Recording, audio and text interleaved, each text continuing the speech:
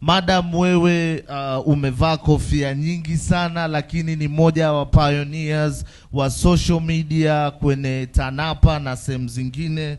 Wanyama hawana ratiba kama ya sisi. Wakati tunaenda kutengeneza content na kuchukua hizi picha, how are we supposed to act? Kwa sababu wewe umekaa na hao wanyama, umeishi nao. How do we use this to optimize to get the best out of the situation? Asante sana Izoba. Jamani, nimetambulishwa nina kofia nyingi, ni sahihi. Majina yangu kamili ni Pauline Mkama. Utanipata hivyo katika mitandao ya kijamii na kama askari pia. Yes, lakini pia kama msemaji kutoka Bodi ya Utalii Tanzania. Inapokuja kwenye kutengeneza content, unajua kila mtu anakuwa anatamani kwamba content ivutie. Yaani nataka content yangu kila atakayeiona avutiwe. Tumekuwa tunaona watu wanajaribu kufanya mpaka close encounters. Unakuta mnyama yuko karibu naye anataka basi walau apige selfie.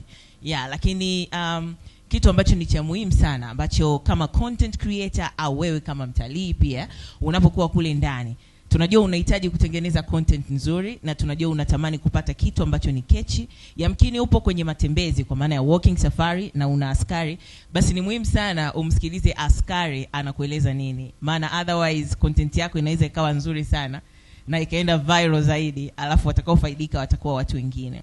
Lakini cha muhimu sana tufahamu kuhusu tabia za wanyama. So tunapokuwa tunakwenda hifadhini au tunapokuwa tunaenda kutembelea kwenye vivutio vya utalii, tujaribu kusoma mazingira kwanza. Yamkini unatamani kupata picha karibu na tembo, lakini unaifahamu tabia ya tembo. Unafahamu kwamba aki-alert, utajua ni vipi kwamba huyu amekasirika, huyu ananitishia, au huyu yuko okay tu.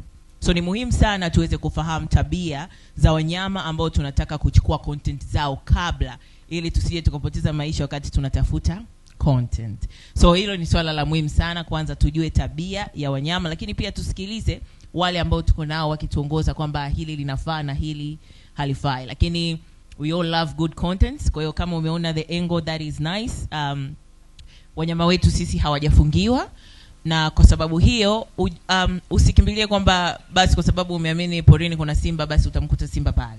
Jaribu kusoma, elewa tabia za simba. Ni muda gani unaweza ukapata uweze kupata hiyo picha au hiyo shot kali ya simba kama kina Fahad, au ni kitu gani unataka uweze kukipata wala uonekane kwamba wewe kama content creator ulionekana wakati simba akiwa nyuma anatembea kama ile ya Moshi, si ndio?